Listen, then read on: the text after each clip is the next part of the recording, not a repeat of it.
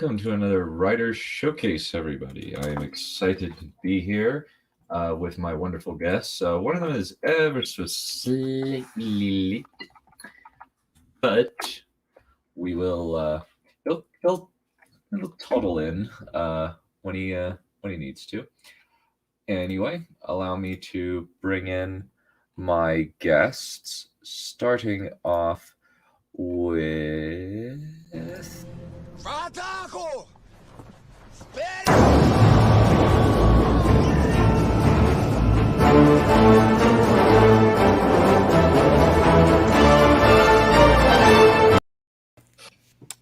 Good afternoon, folks. How are we all doing today? Well, Uncle Carl. Yeah, I did, and we also have one other guest.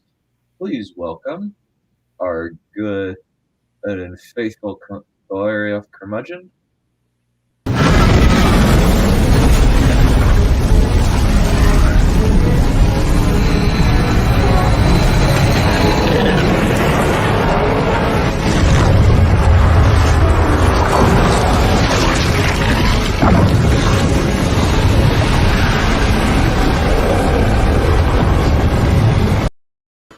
I'm not faithful. I mean, greetings. Not helping in all that wrong. If that's not faithful, I don't know what is. What, attacking? Oh, come on, people. Did you, hoo-ha? Oh, you must have. There's a notification. I want to see if you... Is there one for live streams now? Yeah? Oh, well, they'll turn up eventually. When did you...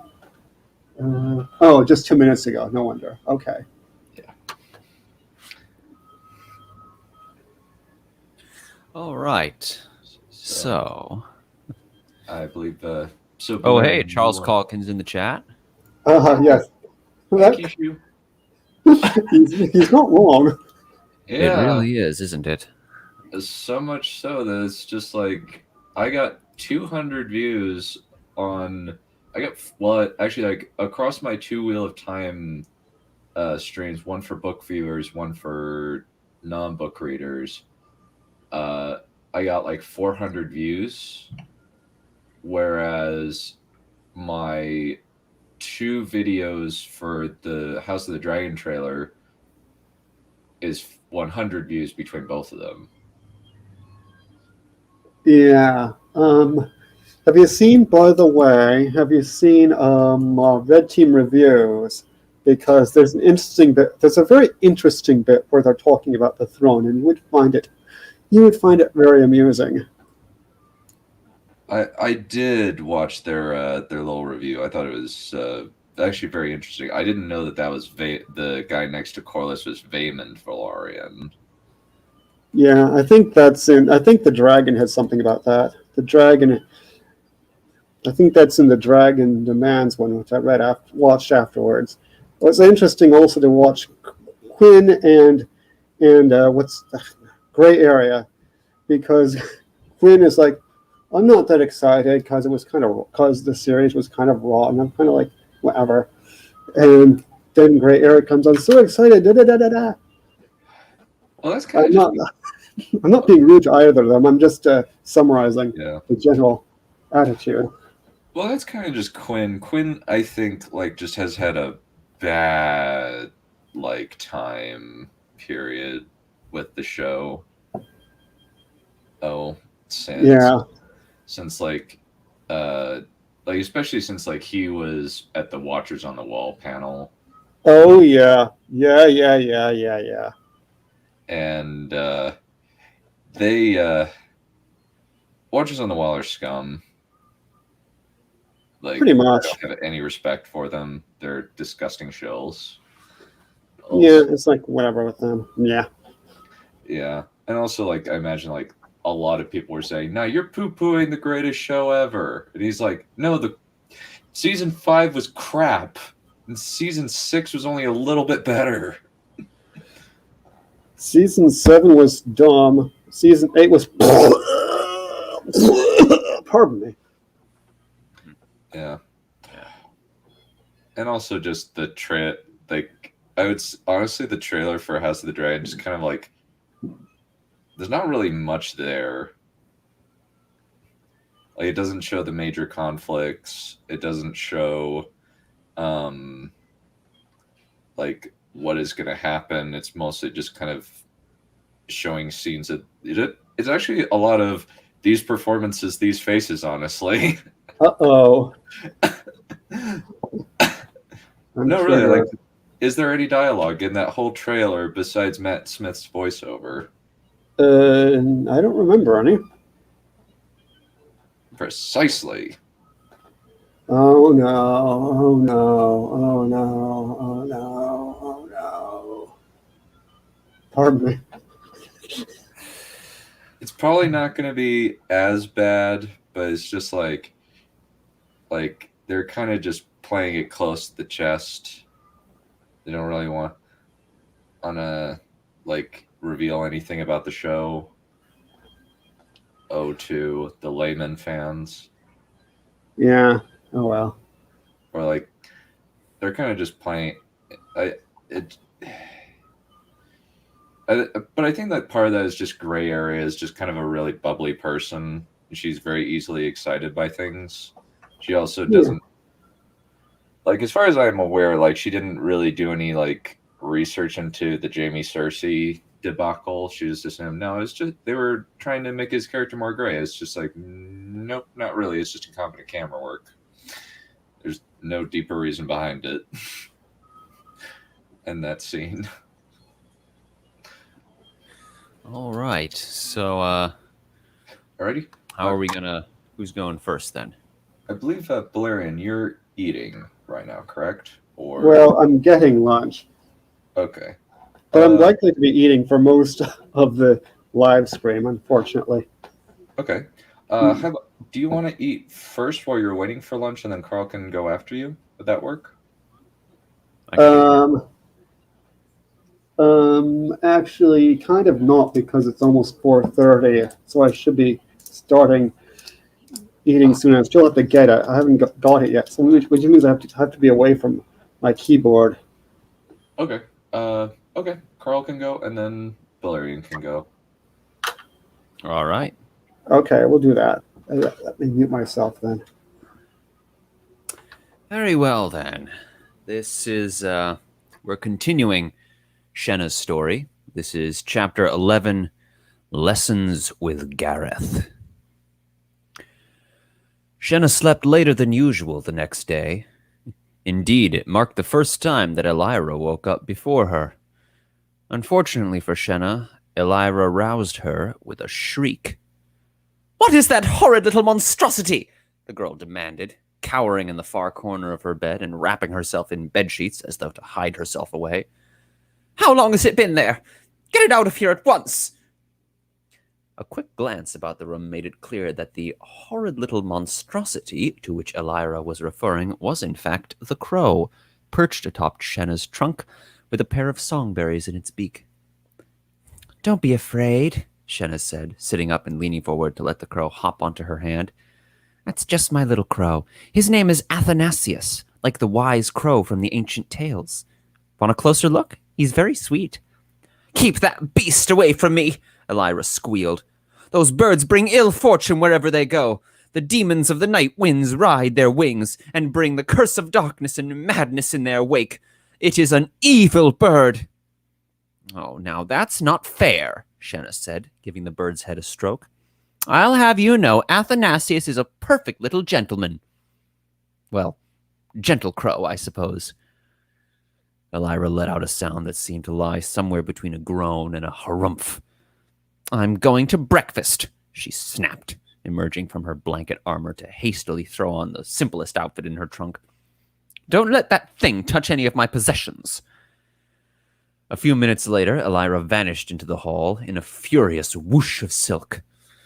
No sooner had she gone than Athanasius fluttered across the room and dove into the pile of blankets Elira had left behind. The little crow pulled the sheets around itself, held out its wings, and opened its mouth wide like a nestling chick begging for food. It took Shenna a few moments to realize that the bird was trying to imitate Elira, mocking her. Oh, that is just like her, Shenna giggled, getting to her feet and slipping into her robes. Don't worry, Ath. I'm not going to get rid of you because of anything that little grouch has to say. Elira was sitting on the other side of the refectory when Shenna arrived for breakfast, and left before Shenna could be caught trying to avoid her, thankfully. Of course, having slept late, that meant Shenna only had enough time for a single scrap of flatbread and a mouthful of lukewarm porridge before dipping back upstairs to fetch her books and then departing for the day's lectures. As it happened, a new instructor was standing in for Magister Parnulf at the first lesson of the day. A slender, brown-haired fellow who seemed only just too old to be described as a young man. He assigned the first exercise of the day and immediately began cycling through the lecture hall to inspect the students as they worked. Shenna opened her copybook and began duplicating the appointed line, a simple sentence about how when a man walks across the street, he must... Shenna stared. She understood it. Well, most of the sentence at any rate. There were one or two small characters she didn't recognize yet, but the broader meaning of the passage was clear enough. When a man walks along the street, he must not look into the water or he may fall in. Shenna silently mouthed out the words, her finger tracing along the row of symbols as the shapes became sounds before her very eyes. She glanced up and down the page and realized she could understand the other lines too. Some were clearer than others, of course, and there were still plenty of symbols she didn't recognize, but at this rate it would only be a matter of time. I can read. Something wrong? Shenna looked up to see the new instructor staring down at her. Oh, I'm all right, she said, flushing slightly. I'm just... my pen is running a little low. On charge. It was true. There hadn't been time before the lecture for Shenna to stop by the administration office to recharge it. Without a moment's pause, the instructor reached into his gray robes and pulled out a new pen, a fully charged crystal gleaming in its holder. I'll trade you for a fresh one, he said. Shenna cautiously took the pen and murmured her thanks and returned to the exercise. Try not to grip the pen so tightly, the instructor remarked, as he moved along. A relaxed hand makes for smoother strokes. With the introductory exercise finished, the instructor moved on to the lecture, where he showed himself to be nothing at all like his predecessor. Not only was his voice far more clear than Parnulf's decrepit old rasp, but he described things in much simpler terms. His lecture was also much more engaging. He would constantly pose questions for his students to answer, and more than once invited certain pupils down to the blackboard to demonstrate examples. To her surprise, Shenna found herself actually following along with the subject material, and by the end of the lecture, she had absorbed more knowledge than she had during all of Magister Parnulf's taciturn lectures combined. When the session was over, Shenna approached the instructor to return the pen. "Oh, keep it," the instructor said, waving her away. "One pen's as good as any other. I always keep a few extras on hand just for this situation." "Thank you again, Magister Urich," Shenna said with a deep bow. "Oh, I'm not a magister yet," the instructor said. Come to think of it, I don't believe I introduced myself at the start of the lecture. Shenna panicked for a moment. She'd recognized his voice as being one of the two watchmen who had almost caught her the previous night, and remembered the name. Had she just given herself away? Was she going to be punished? It must have just been something I probably overheard it from somewhere along the grounds, you see. I mean, I'm not saying I've been spying or anything, I just... Shenna's frantic explanation petered out when it became clear that Urich was no longer paying attention to her. She made another quick bow and shuffled off to her next lecture. Shenna didn't see as much of an improvement during her other classes. Forlek still tried to catch his students with surprise questions, and the particular words Magistress Ranellis scribbled across the chalkboard were still unknown to Shenna. Still, the boost to her confidence from the day's first lecture managed to keep her afloat. And, in a way, it made sense that only the first lecture would see improvement. Gareth's nighttime lesson had only covered the subject of reading, after all. These things took time to show their full effect. Shenna joined Gareth for another secret lesson that night. and more wonderful tales flowed from his book. She asked fewer questions that night, partly because there was less remaining that was still unclear to her, and partly because she didn't want to interrupt Gareth when he read.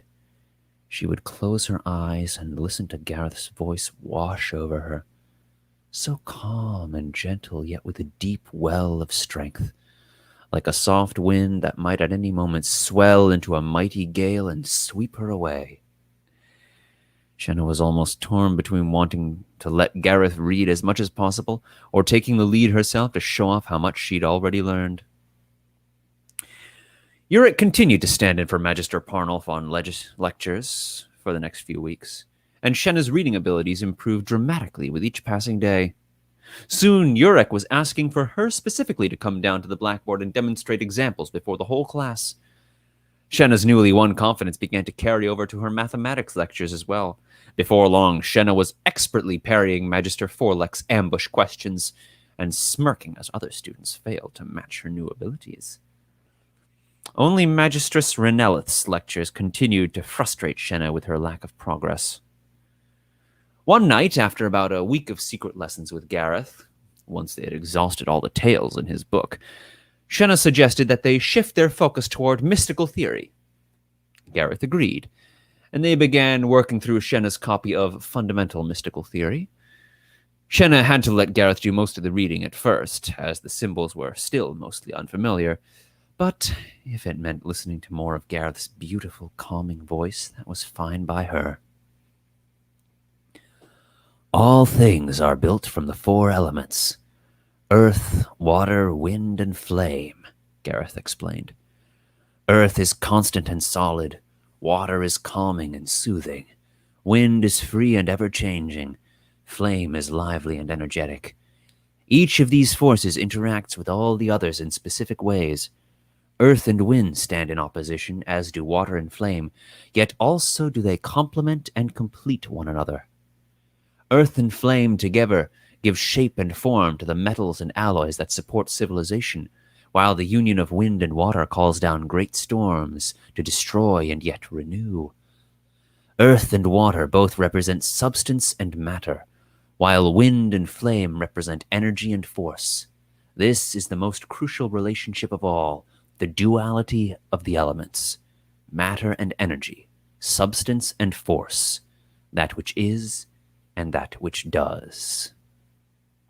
We see the interaction of these forces at work in our own world.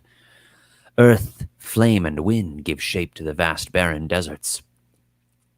Flame, wind, and water stir up the ocean tempests. Wind, water, and earth pile up the mighty snow-capped mountains. Water, earth, and flame nourish the deep, tranquil forests where life abounds. The 4 substances are found as well in all living things: earth, the body; water, the blood; wind, the breath; and flame, the warmth of life. And when all substances are present in equal measure and magnitude, there is found the spark of magic. You should be a teacher, Shenna sighed. A what? Gareth looked up. A teacher? I think you'd be wonderful at it, Shenna said. You're very good at explaining things. And you have a beautiful voice. Nah, I'm going to be a battle mage, Gareth said. Oh, is that your dream then? To become a battle mage? It's just what happens, Gareth said. Oddly, he sounded neither excited nor disappointed. It was just something that was going to happen, like the sun rising in the morning. Boys don't grow up to be teachers. What about Magister Parnolf? Especially not like Magister Parnolf, Gareth said, drawing out and slurring his words in a perfect imitation of the doddering old professor. You should be a teacher, Shenna. Girls are better at that sort of thing anyhow. Really? Shenna said, raising an eyebrow. Magistress Renelith was the only woman teacher she knew of, and Shenna had barely learned anything from her.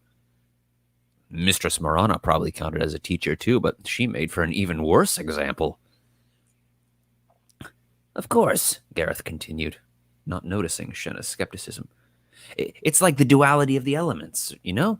Women hold knowledge and wisdom and pass it down to each new generation, and men build upon that knowledge and use it to improve society. Women are wise and men take action. You see how it works? Sure.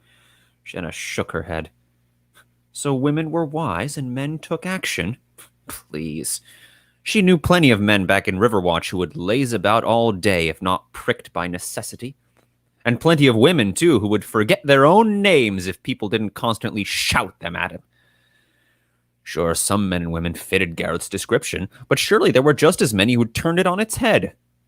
People were too complicated to be so neatly subdivided into this group or that, and trying to do so was an exercise in folly. Just keep reading, Shenna said, closing her eyes and letting Gareth's voice carry her away all her troubles. He couldn't help it if he was a fool. He was, after all, just a man. Men and women aside, Shenna's midnight lessons with Gareth had just their desired effect. Within a week, Shenna could understand everything Magistress Renellith was writing on the blackboard, and whenever she asked a question, Shenna's was the loudest voice to respond. The last obstacle to her advancement had been overcome. Magister Parnulf returned to his lectures after a few weeks, but by then it was too late. Shenna could read, and there was nothing he could do to stop her. And that's that.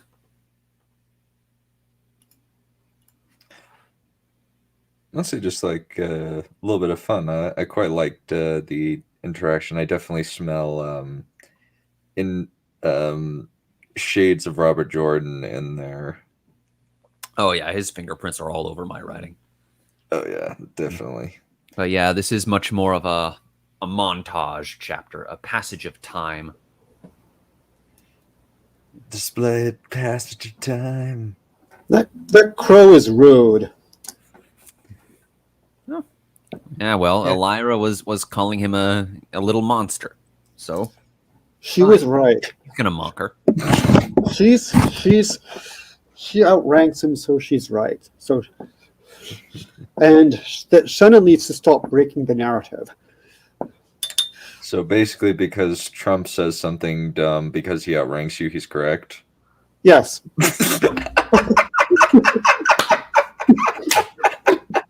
No, you know, it's like the Pope has the papal infallibility. You know, whenever the Pope says anything, well, too bad, he's correct. Yeah. You know, well, okay, I'll tell you what you guys can do. You know, if you don't like that, well, the Mormons can just go get their Pope to say something. Oh, right, you don't have one. Ha ha. Oh, yeah, that's a nice little advantage of being Roman Catholic. Although, of course, not anything the Pope says is true, but still, yes. Of course, I'm a recovering Lutheran, so I get the worst of both worlds. Oh. Yeah. Yeah. Yep. Shenna. Let's see. But then, okay, to switch gears, the crow is a perfect little gentle crow. Oh yes. Yep. Yeah. So that was a very entertaining little chapter. Very entertaining. And it's nice. It's nice to see her making some progress too. Lots of progress, I think. Yes, lots of progress. So I don't know what's gonna happen with Elira later. We'll see what happens about that. But does she turn evil? Don't tell me. Don't spoil it.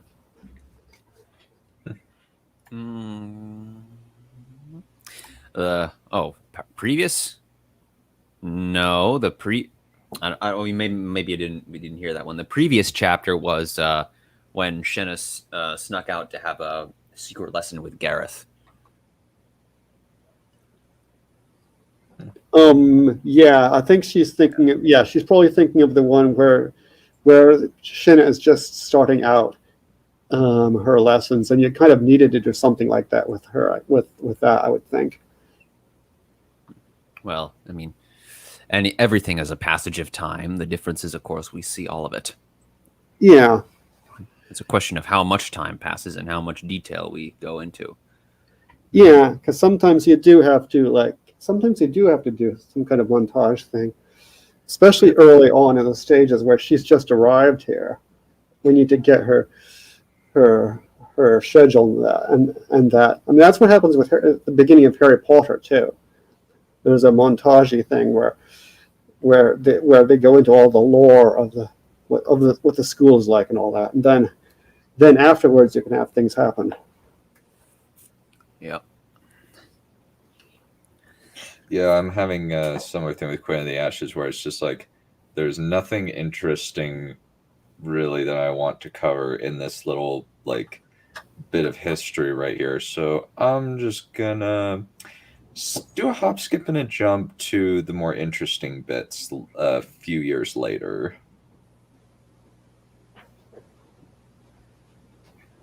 Yeah, that's why I ended up cutting out a whole bit of the chapter I'm working on now. I said, you know what? I was trying to shorten it and shorten it and shorten it, and eventually I just said, you know what? I'll just have to hang it. And yeah, it had some amusing dialogue in it, but I'm just going to have to hang it. It's just going to have to die. I'm a bird. Brightness Becca's here. Yeah, I actually got some more clips to use that I think like are going to be particularly prescient in Rise of Skywalker. What? A llama? He's supposed to be dead! Yeah, weird. Good movie. As well. Real good. Yep. Sorry, do that one again? I had to. What? A llama? He's supposed to be dead! Yeah, weird. Okay. Okay. Is that the film du jour? I'm guessing this is it's the same one, the New Groove one. Yeah, as well as like I did find this one, and I just like this is useful. That is just goddamn ridiculous.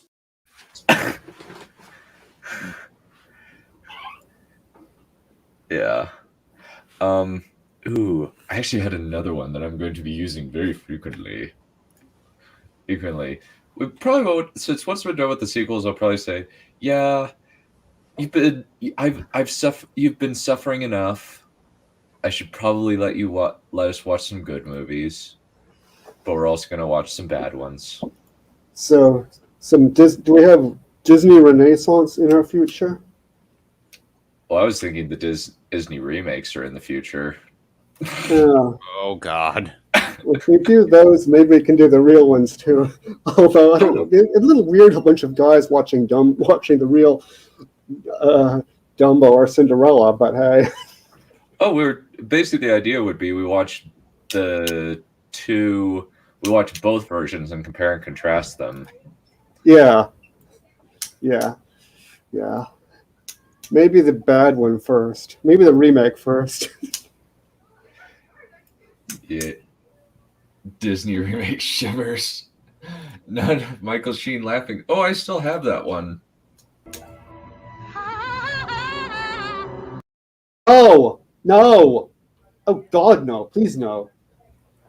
Yikes. Maybe we should watch Twilight movies. No, I don't think we should. Did that chap get castrated? What's the final point on it? I don't think that he did. He did play an angel later who, according to the book description by Mr. Pratchett and Neil Gaiman, was gayer than a tree full of monkeys high on nitrous oxide. At least people thought he was. Well, that would explain the laugh, I guess. Nitric oxide, nitrous oxide, or whatever it's called. Yeah.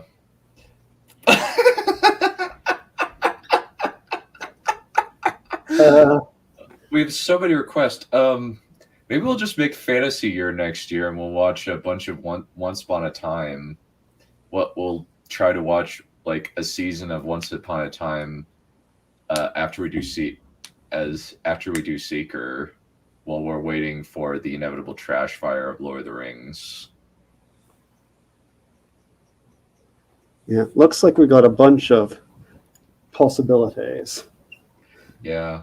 we got a bunch. I'm thinking like I think for this month, like I'm debating what I know I'm definitely gonna do like once the sequels are done, Army of Darkness. I don't know whether maybe we'll do the first season of Ash versus the Evil Dead. Maybe. Yeah, or is it going to be horror all month? I guess. A few horror movies, yeah. Yeah, I'll And probably then skip the horror ones. and then with November, I'll kind of like uh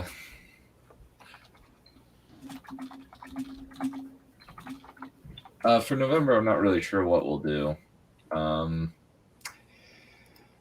Huh. Well, isn't that when Wheel of Time? Yeah, Wheel of Time. Yeah, Wheel of Time is November.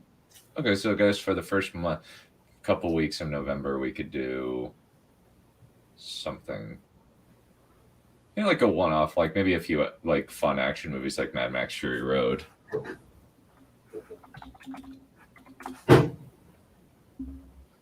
Ooh, I have it.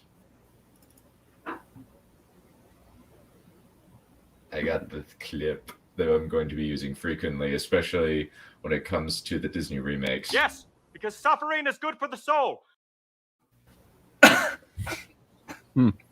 Yep. That's got me. Yep. And I think like at one point, like I told Tarek, like I said, like, hey Tarek, you wanna watch Force Awakens? Is like, why do I do this? Because suffering is good for the soul. Man, screw you.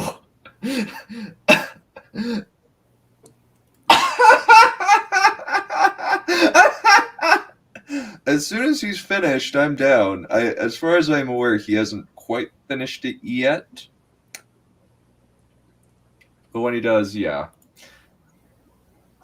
Because suffering is good for this. Yeah. Yeah. I'm just like, I know like watching Twilight with White would be extremely entertaining. Oh dear. Yeah, because we had him react to this bit. No, once was enough. You don't need twice in one scream. You make me sick. Die. Painful. And it was so funny because he was just like, what the heck is this? It was so funny. But anyway, Balerion, are you able to read, or shall I read while we wait for Aspiring? I'm about as ready to read as I'm likely to get anytime soon. Alrighty. Okay. Which is to say not very, but I'll have to do my best. There's a standing apology. I'm eating while I do this. I don't have much choice at the moment because of the timing. Sure. Well, Actually, we can always have Dunn read if you need to eat. Well, yeah, we can see if he depends, because I may end up having to read while I'm eating anyway, depending on how long it takes. Well, I can just read for an extra bit of long time. I can read for an extra long bit if you need to. Oh, and I don't agree with the dwarves.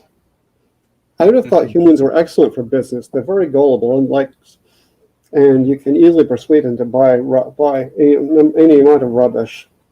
I think they're excellent for business. Yeah, racism is a quality held by many people. Oh, okay. So much the worse for the dwarves, and they won't get their profit. They would if they followed my advice, they'd make a killing. Well, they can just strip the whole thing. They can just strip mine everything the humans control that they don't have. Yeah. So once the humans are all dead, or enslaved to work in their mines, as well as having their stuff, if they won't really have to worry about like slave labor ever again, and they won't have to worry about and they won't have to worry about their resources running out because they'll have the humans' resources to strip mine. Yeah. Yeah. Although they still, yep, they still won't have the that customer base though. They have a smaller customer base. Becca, Brightness Becca, did you get this one about the exact page number where he is?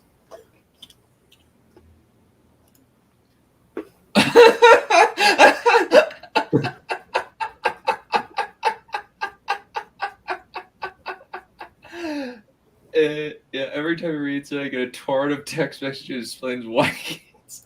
Yeah, I've heard it's a unique and I think I saw Crimson Rogue's review of it, and it was really bad. Yeah, I can read while you eat. So, and then just you tell me like if I can get to I'll get to a stopping place, and then once I get there, like I'll just say, hey, do you want me to keep reading? And you can say yes or no, depending on when you're finished. Okay. Okay, so to give a summary of what has happened, the Battle of the Seven Suns is officially it's coming to its climax.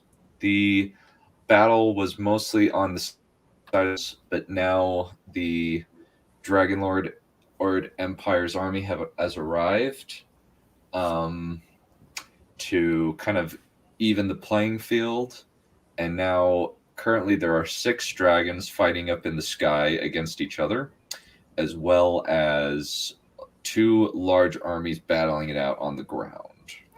Pardon the interruption. The aspiring chap says he's probably not going to make it. Ah, I see. Yeah, which is a little annoying because if we'd known that we could have started earlier, but he whatever, you know. Yeah. I mean, he does need the flu shot, so hey. But anyway, Yeah.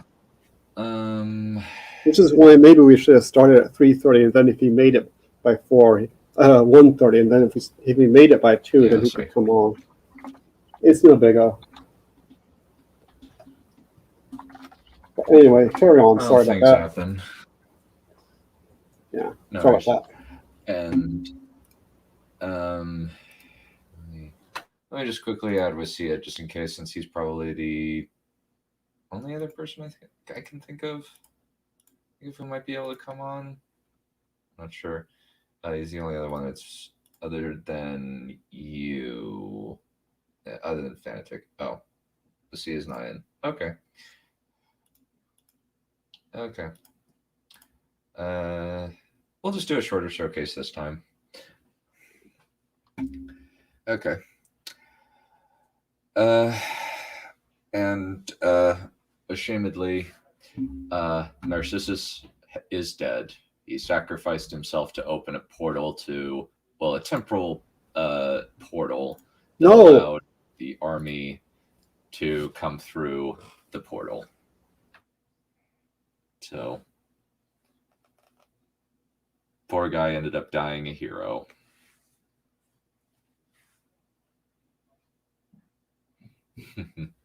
I love the immediate no. That's hilarious. Alrighty.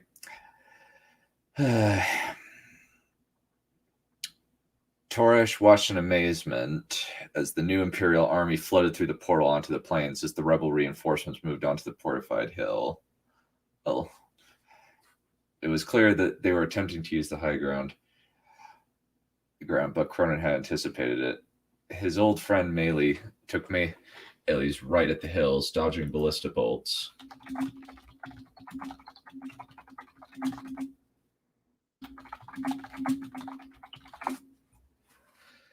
Ellie's dodging ballista bolts and blasting the ground with her icy breath. The fortifications burst apart as ice exploded outward, destroying them and the men inside. Catastrophes bellowed and swept downward, unleashing a blast of flame into the ranks of the Catharians, opening them up for a cavalry attack just before the other two dragons arrived to offer support from the air. 6 dragons. Gagul also at an awe as each of the massive beasts East launched an opening salvo of fire at the other. It was as if 6 more fiery suns had bloomed in the sky. Back and forth they battled, the dragons weaving around each other in a deadly dance, fire blasting from their mouths and colliding in midair. Thousands and thousands of troops rushed onto the battlefield through the portal and onto the hill, the infantry making the biggest effort as the cavalry swept around the sides to deal with the enemy horses. Tarash wished he could be in the middle of it, but he could not get his leg to move properly. Urgast would have loved this fight, Torash muttered as the orcs and humans assailed the hill with the backup of large catapults dragged through the portal. Several shots were loosed at the hill, destroying the fortifications and setting several with each rockfall. Grunting, Torash levered himself up using his axe as a cane as he surveyed the field. High above them, Meraxi was engaging with a large golden dragon, while Catastro some melees fought another pair, one a brown monster, the other a blue creature. The new dragons weren't as large as melees or Catastros, but they were faster. Like snakes darting around wolves, they dodged and weaved around the dragon lords, fire darting from their mouths to try and strike their enemies. Now, this is something to tell the children about, Gugul remarked as she stared up at the 6 flying lizards battling in the skies above them. I don't think anything like this has been seen by anybody. Not even since the time of Megara or even the Dragon Strife. No, it hasn't, Torash agreed as he followed the battle high above them. Abruptly, the portal vanished, but there were still at least 100,000 Imperial troops on the field swarming over the hill. The battle on the ground was almost over. The enemy desperately trying to hold on to their positions, but the siege engine and heavy cavalry broke through just as the cavalry circled the hill and began the charge. Now that the circle was there, the hill was theirs, the crossbow Omen and archers on the hill unloaded into whatever forces were on the obscured opposite side of the hill, while the cavalry charged behind the outcropping. How is this possible? Torash wondered, looking over the battle in amazement. What forces beyond our knowledge are trying to make sure that we win or lose? Well, I'm happy that at least it's on our side, not theirs, Gugul shrugged. What if something is working with them? Torash asked. What if they have some mystical power of their own? That made his wife pause. Whatever it is, she put her hand on his shoulder as they watched the battle. We'll face it together. Hera doggedly pursued her enemy through the sky with the fury of an avenging demon. Meraxi responded to her every mental command as Hera drove her to greater speed, attempting to grasp onto the enemy. Now that the number of dragons were even, anytime the other dragon tried to widen the gap between them, Hera took the opportunity to draw a line of fire in the Sitharis on the ground. Meraxi's rage and pain fed off of Hera's own fury and exhaustion, their mutual anger giving them energy to continue the fight as they wove around the other dragon. The other dragon and pairs slowly moved away from the clashing army on the ground, more because the enemy dragons were trying to move away from the fight. Hera employed a different strategy to force her enemy to come at her. Any time the other dragon tried to move away, she just blasted the Sitharis troops until it came back. We need to close with them, Hera snarled as the other dragon shot toward them. The golden dragon tried to blast them with a jet of fire, but Meraxia pumped her wings and descended before dropping like a hawk, letting gravity pull her down. The other dragon wove away, giving Hera and her dragon an opening to strafe the enemy with fire. Seeming furious, the other dragon charged toward her, fire raging from her jaws. Meraxia roared and blasted the enemy with her own fire, causing the two streams of energy to eat at each other, almost as if they were formed from two different substances. The memory of the dragon earlier in the fight abruptly flashed through Hera's mind. The horrible sound it had made as she'd sent a blast of fire at him and how he'd fled the field. That's it! Without thought, Hera drew dark fire and summoned the last vestiges of energy to send a small jet of fire at the dragon. It struck the creature directly in the eye. Not powerful enough to seriously injure the scales around it, but the golden dragon screamed and tossed her head in pain. The screams got abruptly louder as Meraxia's flame struck her in the chest, sending her spiraling out of control. Like a wolf sighting a wounded ox, Hera spurred Meraxia forward. With a roar, the last child of a echidna swooped down toward her enemy, talons extended. As they collided with the enemy dragon, Hera let Meraxia loose, allowing her dragon's rage to be unleashed. Viciously, Meraxia grabbed onto her opponent's neck with her mouth, while savagely tearing open the other dragon's stomach, hot red blood spraying in all directions. Unwilling to be satisfied with merely wounding her enemy, Meraxia started savagely tearing her enemy's neck, ripping several chunks of scale and flesh until finally she got her teeth around her opponent's spine.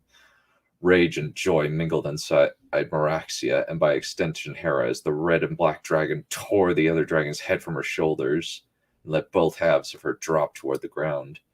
The head hit the body first, followed by the rest of the dragon's broken body. Bellowing out her victory, Meraxia turned toward the other dragon's eyes clinical. "Show me some fun, big girl," Hera remarked as she felt Meraxia considering if it would be best to let them handle it on their own. Best. Well, when you put it that way. Meraxia opened her jaws and roared out a challenge just as she surged toward Catastrophe's opponent. The other dragon screamed as Meraxia seized it in her claws, then cut off as she tore its jaw free with her long fangs. Gargling, the dragon tried to claw at her, but Meraxia's maw darted forward and tore off its wing. Making a horrible choking sound from the ruined remains of its mouth, the dragon dropped toward the ground to crash broken on the plains. Now that Catastrophe was free, her brother turned his dragon right at the beast that was engaging their father. With a loud crash, both dragons slammed into their prey as the frightened rider attempted to flee. Roaring, the two dragons started tearing chunks of the creature's neck and sides before Meles ripped its head free from its body.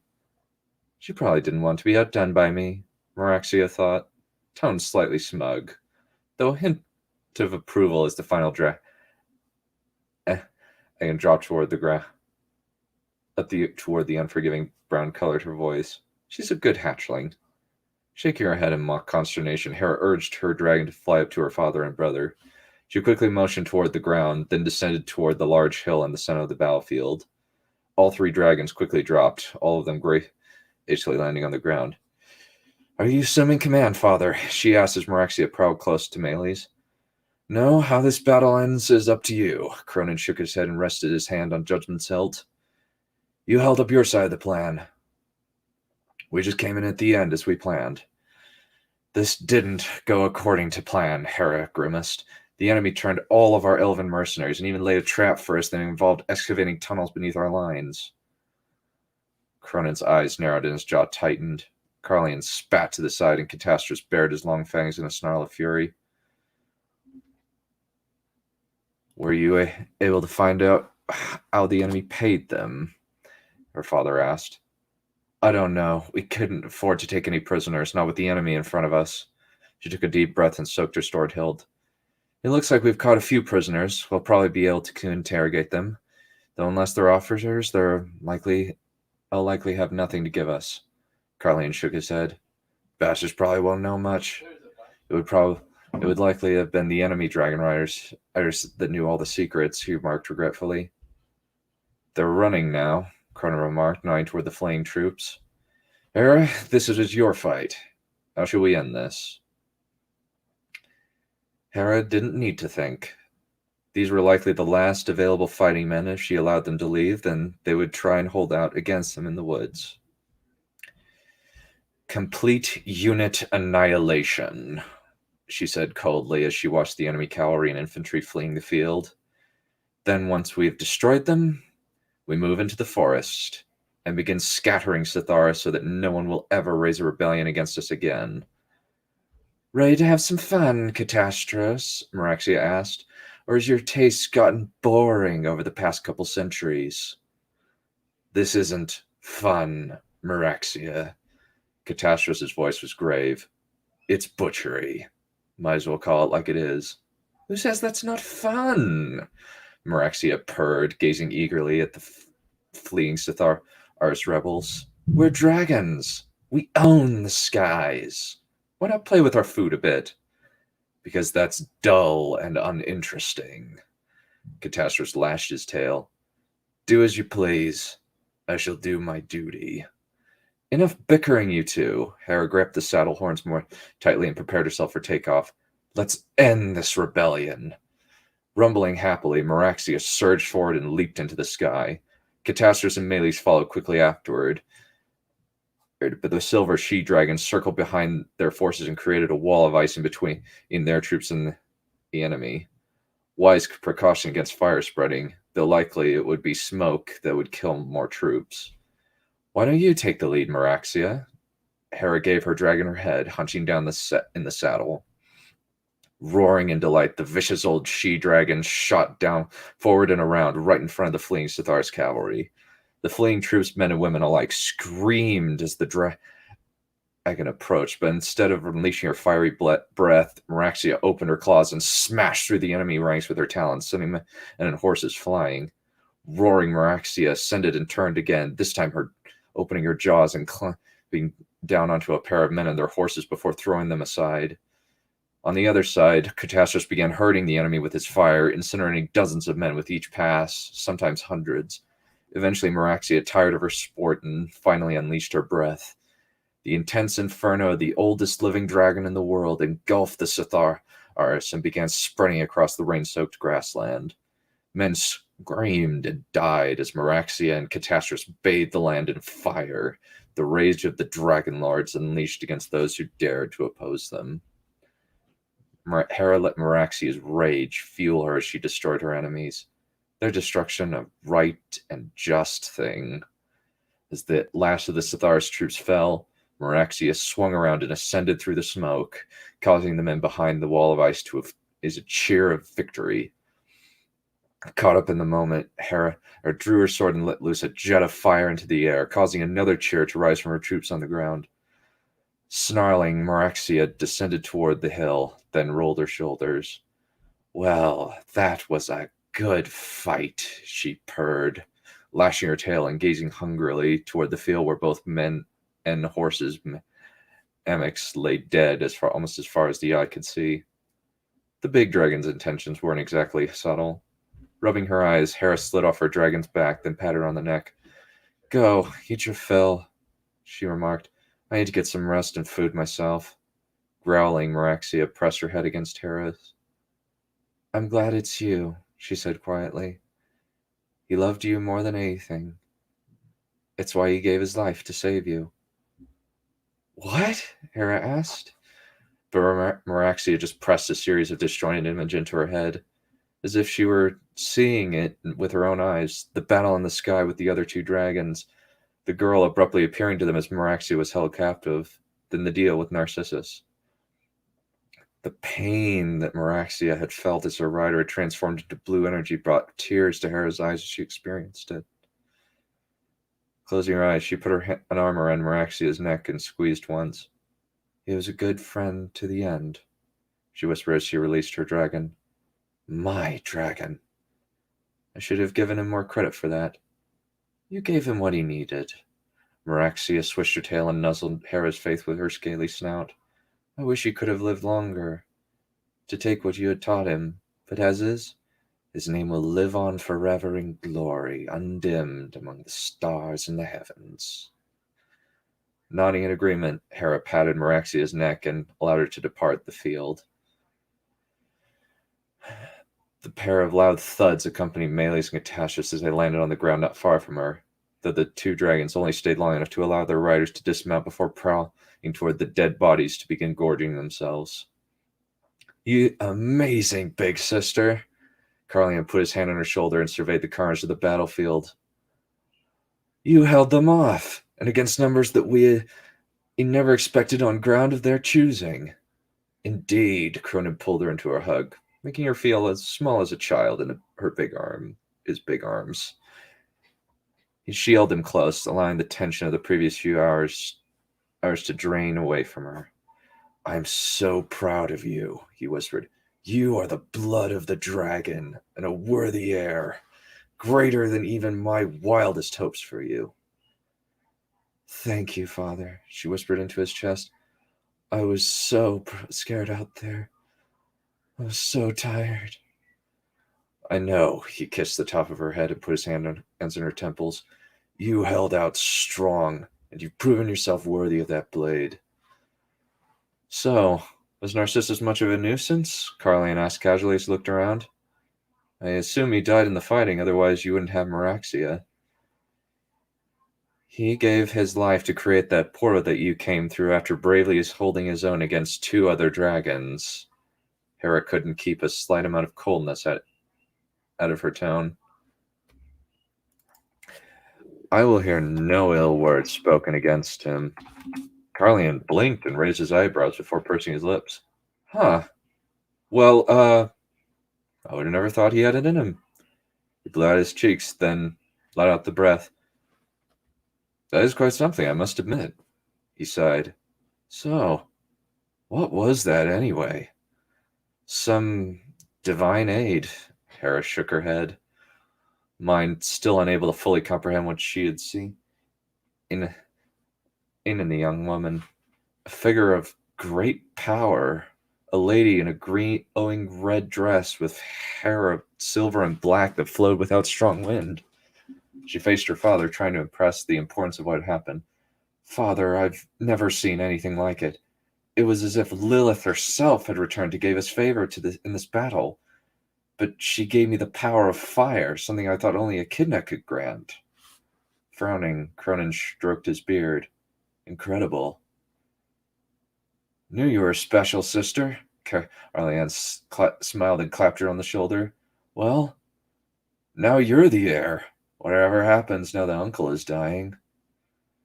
The battle is won, but now we must decide what should be done about the Sitharis problem. Cronin said calmly, turning his attention toward the carnage and the 3 dragons feasting on what remained of the horses and mimics. I have a plan, Father, Hera put in, folding her arms across her breastplate. Now that all their fighting men are dead, we can enter their forests and capture what remains of their people. Once they have been assembled, we scatter them to the 4 winds, and then we give over their lands to our soldiers as a reward for their service. Your men should be given first pick, Carlian suggested. They've earned it. I agree, Cronin nodded and placed his hand on Hera's shoulder. Let the work be done as you order it.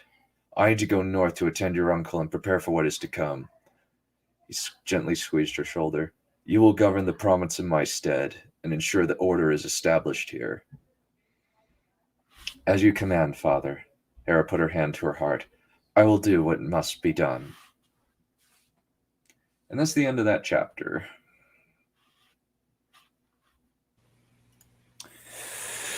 Damn. That's something pretty serious. Pretty much. Yeah. Which part in particular stood out to you? Meraxia. Just murdering all those dragons. Just killing them. Cutting through them. Oh, and the people too, and munching on them. Yeah. And she's getting high on violence. Oh, yes. It's the thrill. Kind of. Capital T. Kind of. It's more just she's got that kind of bloodlust personality. She's had that for several hundred years. Her counterpart, Catastrophe, is a little bit more battle weary, and it's just like, no, this sucks. This is just butchery. Just call it like it is. He's like, nah, it's fun. You have no taste. Yeah. Oops. It's kind of to illustrate kind of the difference, kind of make the kind of shift, kind of create a dichotomy of personalities between the dragons. Yeah. The only drag is that now I want the Empire to fall. Yeah. That's not really going to, unfortunately, that's not really going to happen. Oh, it will eventually. They all do eventually. It's going to take a while, but not within the scope of the story I'm going to be telling.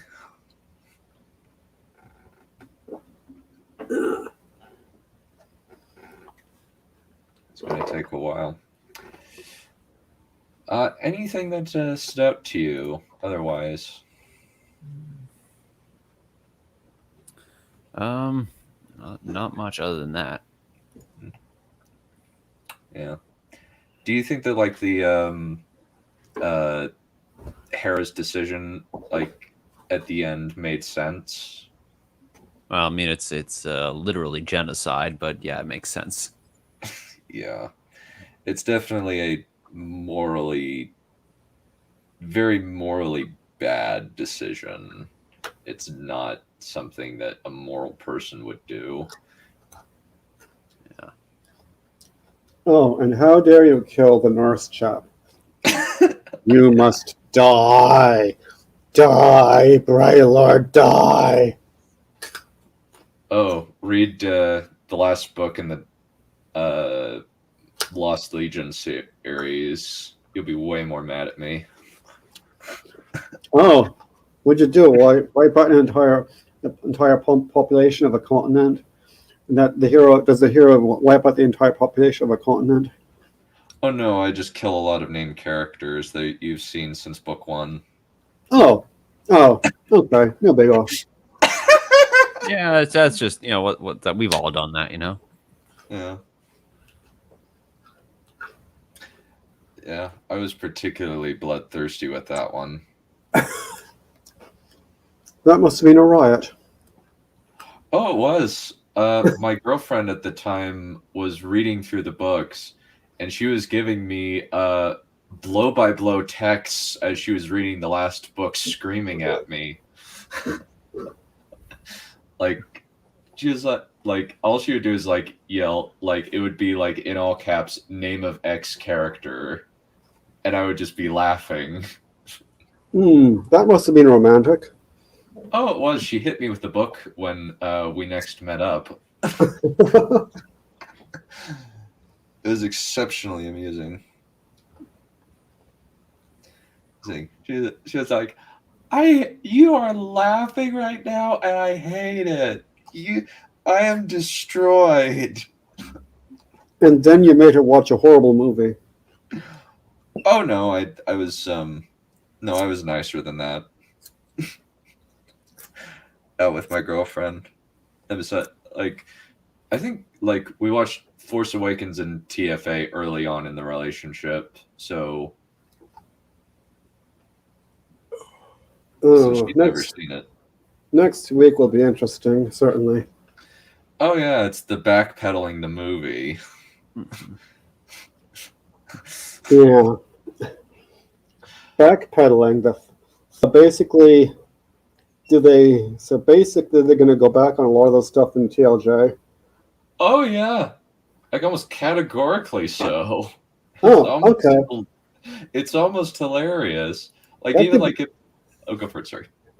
So I was just saying that could be good. Well, the funny thing is, it's even like thematically confused because you have Ryan Johnson saying, I thought I wanted to kind of get away from the divine right of kings thing in Star Wars and kind of go with a idea more along the lines with Aquaman. like anybody could be king, anybody could be a Jedi. And then in the next movie, Chris Terra, the writer, is saying in a press conference, "Now Kylo and Rey are powerful because they're Force royalty." Oh, how very woke. Oh, I'm just saying incompetently constructed because these two basically just have the complete opposite ideas. Yeah, it's almost like they should have, compared notes before. Or, well, I actually think like they actually did. Shut the fuck up. Language. You watch your fucking language, Balerion. This fucking children on the stream. How did that even happen?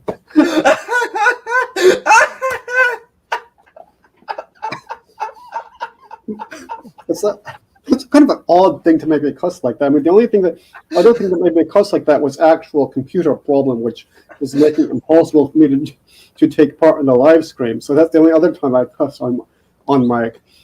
And one time I cussed using quotation marks because I was quoting from someone in the chat. So those are only 3 times I've ever Yeah. dropped the F-bomb. Excuses. Well, kind of the funny thing about like the comparing notes thing, like there's actual quotes from J.J. Abrams saying like he worked with Ryan on the script and liked the script for TLJ on no less than 3 occasions. Yeah. And then post Backlash, there was all of these like, oh, JJ had some notes that he made that had never ever been talked about before the Backlash. That's interesting. Yeah. Yep. The whole thing is rather messy. Yeah, it's basically we will never ever know because the narrative keeps changing depending on what they think will sell tickets. Yeah, but I mean, it's messed up from the beginning of the Force Awakens. All messed up. Mm-hmm. So yeah, at least with Fire Count Kill a Dragon, we have a fairly definitive. This is what happened. yeah, Because A, it's from a shill, so anything negative is just like, no, that's probably just what happened since this man has been defending these two for years and still, even in this book, defends their narrative choices. Even though he makes a lot of their decisions look bad. And B, we're never going to get anything else that's this brutally honest about, like, a lot of the problems that happen behind the scenes. yeah, probably not. But it's such a gaff machine, especially the Danny chapter. Oh God, that was painful. That was so painful. Yeah. That was so painful. I'd rather watch Kirk Cameron 6 trillion times in a row than ever read that again. Yeah, we need to find a good bad movie to watch as a Christmas present. Yeah, is that Santa Claus Conquers the Martians a good bad movie or just a bad movie? I would say it's a good bad movie because it's so incompetently made. Yeah, but is it kind of but it was kind of boring too. Yes, we've only been alive for 8 minutes, for an hour and 8 minutes. I mean, oh, does he want to come on? We could bring him on. yeah, if you want to come on, go for it. Actually, it's a thing I actually have to jump out early tonight. Oh, no, go for it. All right, thanks. See ya. Have a riot. Okay. So, yeah. I mean, I'll be done eating probably done eating in the next 10 minutes, quarter hour. Probably something like probably the next 10 minutes actually. 'Cause I'm not too far from being done. So I could read while I'm eating, or we could just carry on talking rubbish. Oh, what's his name? Looks like he says he can come on anyway. Alrighty, you can come on in. But I guess would you say that Hera's arc over at least the course of the book has been, and Narcissus has been relatively satisfying? It's been interesting. In what way? Oh God, you want to have a whole complicated? I don't know. Well, it's just that interesting is such a filler word that can mean basically anything. I like Narcissus growing as a character. Although I liked it best when he was questioning her. Mm-hmm. So that was the bit I liked best of his arc. But yeah. In terms of Hera, it's, I guess, an interesting full story. In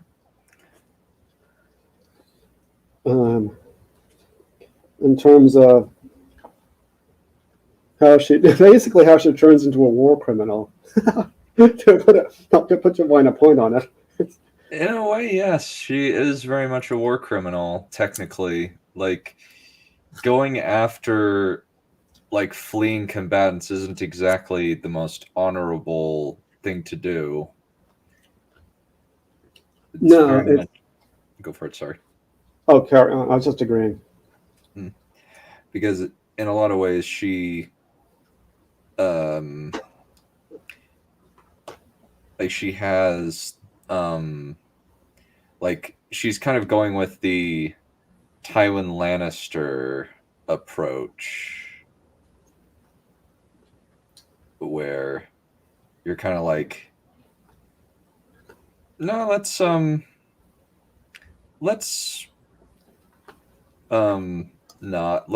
not allow the enemy to restart. Let's kind of try to root them out completely. Okay, it's kind of a raison d'etat thing. Also, I should tell you that the aspiring chap is here. Yeah. I think it's I think this is his thing that at least I believe it is. No, God! No, God, please, no! No! No! No!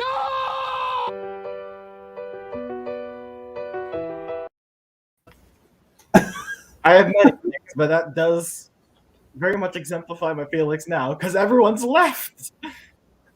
I don't even have Becca. Who the fuck's gonna comment on my shit? Is Ryu from Hua still here? I think I'm the only one here. Like in the comments, this says only one watching, and that one's probably me. Oh. Shit.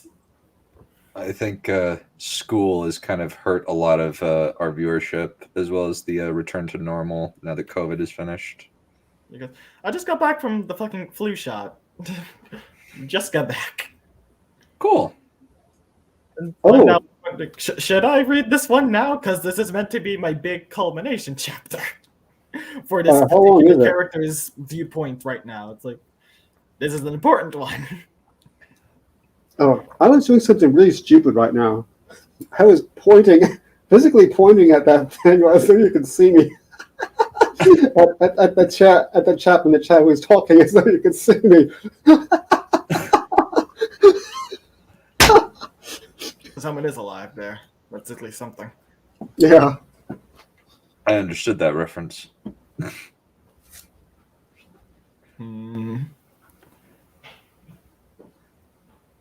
Should we end it here and I just do it another week?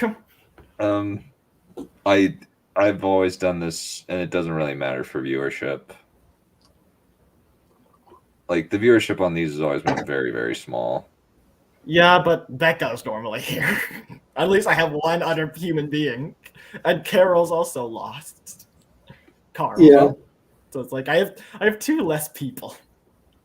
Well, at least someone's not here to kill you with a carrot, like Corn on the Cob, and Sleepwalkers, which, oh yeah, I need to upload that to Rumble. Your reaction to it? Yeah, because that movie was so funny, and just watching White, Neff, and Wolf just like erupt in rage was so funny. Well, this was another torture session, I gather. Pardon me? Oh no, this was something from a while back. This was something from a long time ago. This was like last year, part of our.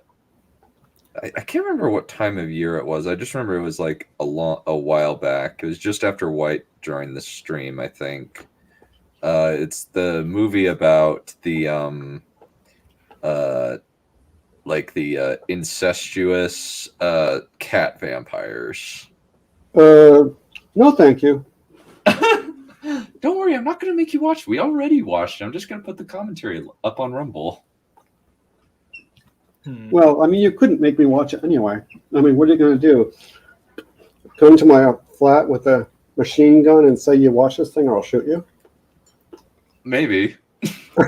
It wouldn't be. It would be kind of difficult. I think that you would definitely go like, what the? What the editing in this movie is terrible. Like, why he's ripped off the guy's hand and then just gave the hand back to him? What? I wouldn't be able to get past the vampire, incestuous cat vampires. Don't worry, there's only one sex scene. Oh, that's very reassuring.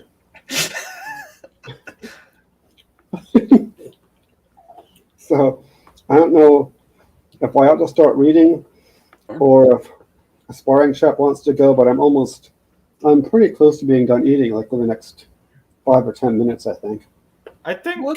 How many people are there next week right now? 2. Did Wissia request? Yeah, Wissia and Fanatic are the only ones. I think I'll just do it next week. Thing is, like, I don't know if it really matters. Like, we don't really get like many people coming in for I know. It is again me losing one guest and Becca. Becca's one of the few who's actually like been listening and giving me comments. I just need something. It's a big chapter. Normally I'd be like, but this one I kind of want feedback. Okay. Well, I can just shoot the breeze. So you don't like Egwene? Just not currently, and I'm trying to get the book back. It's currently on hold, and Jesus Christ, it is crawling towards me. But she just comes off as a cunt. What, the book is crawling towards you? Is that what you just said? Yes, and it's on hold right now, and it's crawling toward my position in line. It's like 38 out of. I can check right now what position it is. I could share the audiobook with you if you want. Audiobooks make me cringe in pain. I can't absorb anything unless I've actually read the book. Okay. It's like I can't absorb things when I hear them. I need to see them or do them. I'm currently 31 on 18 copies, so most likely what's going to happen is I'm going to shoot up after like 1 month because it's impossible to renew an ebook for this library, and then I'll have to wait another month, and then I'll shoot back up, and boom, I'll have the book. Unless I get the physical copy. I might do that for Thanksgiving break because I'm going to be going to Vegas for a while. Oh, nice. Win big. I've been using my own personal Vegas, i.e. the stock market, to make money for the past little bit. Like poker. Very fun. Except Indian poker. Have you ever heard of Indian poker? I can't say that I have, actually. I didn't either until like a few months ago. A family friend invited my parents and and I think my sister came as well because we knew each other from like my childhood. They invited us, being like, "Hey, do you guys want to have a poker night?" And we're like, "Sure, we'll join. You're giving us free food and drinks." And I was really just interested in playing poker. We go, and then rather than doing like real poker, like Texas Hold'em or something, they do this weird Indian poker, they call it, where they give you 3 cards, and it has the same combination rules as regular poker, but you just automatically get your 3 cards, and what you get is just that, and it's impossible to bluff. It is basically like spinning the wheel in terms of winning. You get your result, and then you just go in a circle until everyone either loses money or gives up. Weird. We played only 2 rounds of Texas Hold'em, and of one of those 2 rounds, I won. And I'm like, could we not do this more, please? Because I'm good at Texas Hold'em. There's actually you can control the result to some extent. Meanwhile, with this one, it's like I have my result.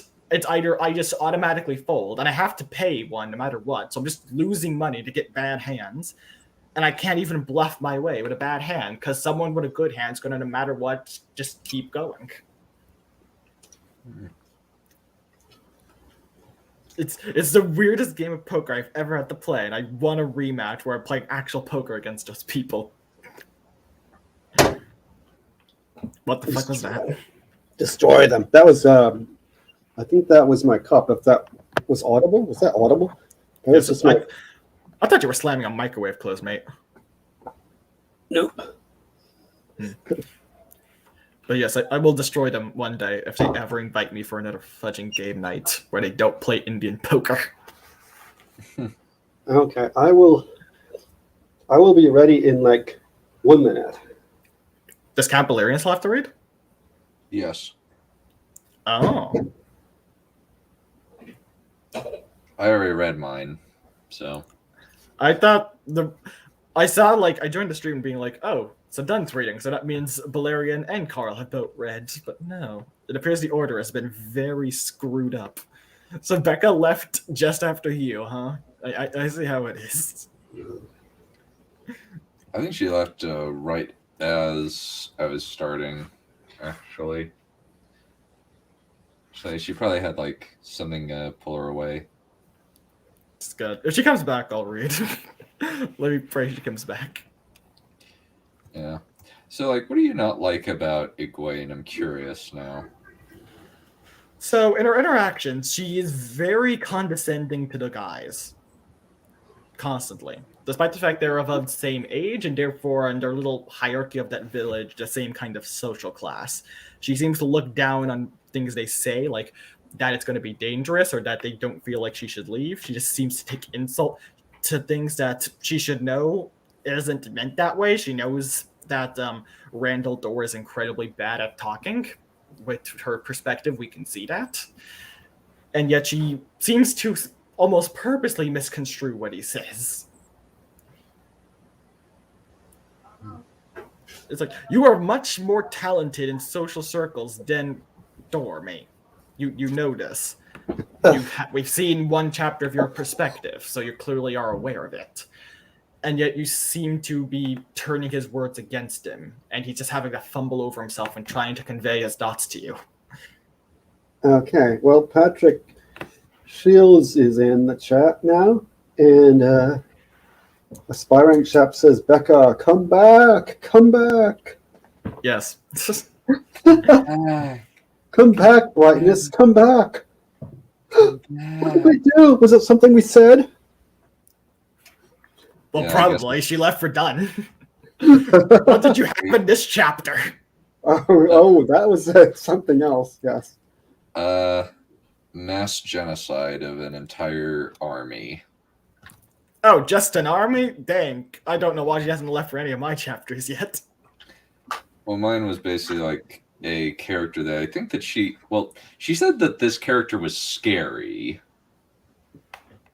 A few like chapters ago when she said she's scary. She's perfectly willing to do what to these people what the Romans did to the Jews. That's scary. Well, yeah, kind of. So yeah. I guess I'm ready-ish. Yeah. So, yeah, go for it. Yeah. So ready for some more of Lady Margaret. I don't know how good this bit is, but we'll see. Reminder: there were a couple of counts were put to death. They were the parents of two of the main characters, Margaret and Barama. This is the bit where the counts are having their funeral, and it's a dishonored funeral because the emperor is a jerk. So that's actually better than what the emperor wanted. The emperor just wanted them, I don't know, to toss dung on their head, to feed them to the dung beetles or something like that. So a couple of characters you may not have heard of for a while.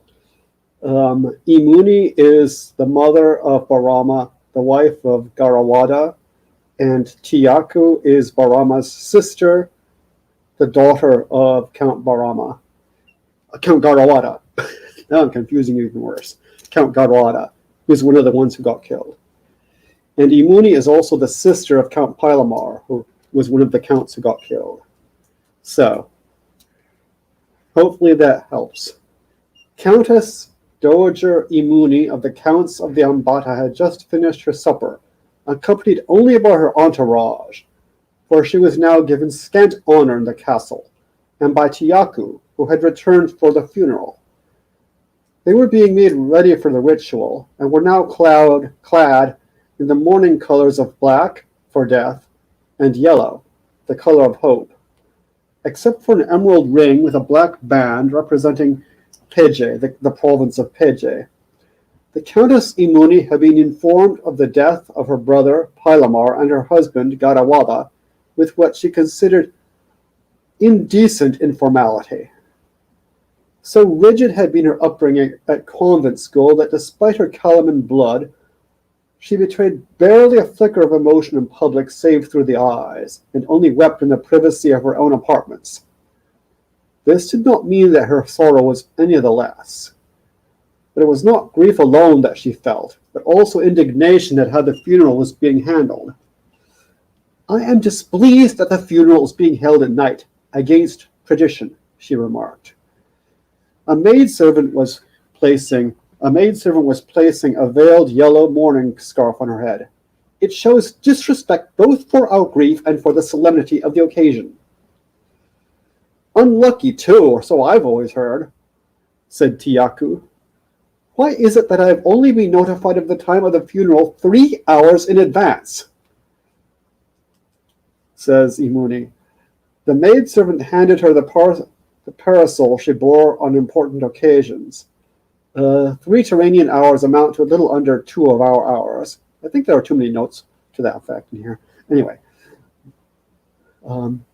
That is a shocking breach of etiquette.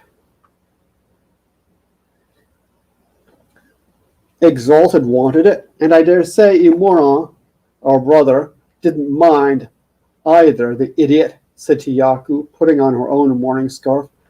The court is overrated. Trashy, if you ask me. Hush, daughter, said Imuni. We must be prudent. Your brother is of a very different stamp from your father. That I know, replied Tiyaku acidly, picking up her parasol. The drum outside the room was beaten 9 times to notify them that the funeral was about to begin. Umara and Bruno had arranged the obsequies and had chosen to give Pilamar and Gadawada a joint funeral, with, of course, separate burial, which, in accordance with the imperial instructions, was, quote, for dishonored high noble, close quote. Bruno represented Margaret and Adri, quite without her consent or even knowledge, since they were absent. Imuni would have expected Barun, who observed the basic courtesy of informing Margaret and her sister first, so that they could attend, but clearly he and Umaran wanted to get the business over with as quickly as possible. Imuni narrowed her eyes in disapproval. They could have at least allowed me to represent Serfatan. Pilamar is my brother. That would have been far too courteous. Tiyaku began to wave a hand disdainfully at her left shoulder, then checked herself. Her mother did not approve of gesticulating, especially in the style that Tiyaku had learned at court. Followed by her ladies-in-waiting, Imuni made as much haste as her dignity and the solemnity of the occasion would allow. She, Tiyaku, and their ladies-in-waiting met the remaining mourners. Bruno and Umara, She, Tiyaku, and their ladies-in-waiting met the remaining mourners, Bruno and Umara, at the great eastern gate, whence they were to process southwards to the temple through the Garden of Bliss. At the center of the garden, under the huncha tree, the deceased waited in their chariot. I grieve with you, my ladies, said Bruno with a bow. This double loss is a heavy burthen, but we must hope the judgment of heaven is as merciful as Exalted's. How did one respond to something as tactless as that? Imuni and Tiyaku simply curtsied in the Terranian manner bending the knees with the arms akimbo. Umano looked as if he wanted to say something sarcastic, shrugged, or nodded, which came to the same thing, and murmured in a rapid undertone, I share your sorrow, gracious mother, noble sister. Imuni curtsied again slightly, as did Tiyako after shooting her elder brother a scornful look.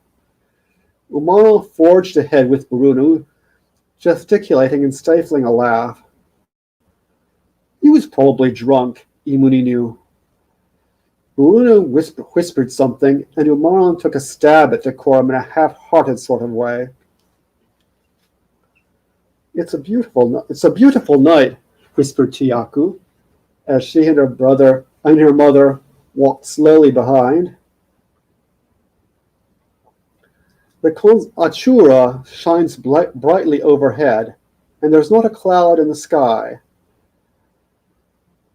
Achura, or the gliding monotreme, was a constellation containing Pisces and a part of Pegasus. Imuni did not look up. That does not make it any the easier to bear.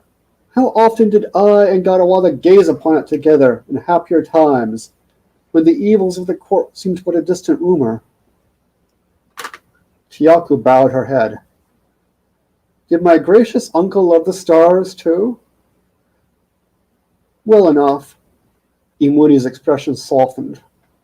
He was fonder of flowers, though, and I sometimes thought he preferred books to either. Were he here, he would doubtless have something witty to say about the whole thing. Perhaps he is doing so now, in Yinra. Doubtless he is. Up ahead, Umara was saying something to Bruno and laughing again. Our fellow mourners don't seem terribly mournful, whispered Chiyaku. She checked another contemptuous gesture. It would have been more decent to send my noble brother home so that his people might bury him and his fair daughters mourn him. Although at least this way I can mourn him myself. But his daughters ought to come first. And why was Barama not invited here? The rot starts the head, muttered Chiyaku. In the distance, the potus and nightjars sang sadly. Barunus slowed down and lowered his head in an effort to maintain at least a decent simulacrum of sorrow. But while he would have preferred to get Margaret and her inheritance without Pylemar's having to get killed, or failing that, at least before the execution, he didn't particularly mind. As for Umara, he pranced jauntily on ahead and reached the funeral chariot first, and was waiting for the others to catch up. Baruna arrived before the women joined him. Umara shows hardly any sorrow at all, growled Tiyaku. His father and uncle died too. Imuni threw back her head in agreement. Whether he is a completely unnatural son, whether it is because he is a completely unnatural son or out of bravado, who can say? I suspect a combination of ambition, cowardice, and yes, bravado. Umura is an unnatural son, granted, but surely not that unnatural. There was a silence while she and Chiyaku caught up with the other mourners. By now, Umara had sobered up and assumed an unwonted solemnity in his demeanor. Upon reaching the chariot, Imuni and Tiyaku kissed the deceased and blessed them with the gesture of the circle.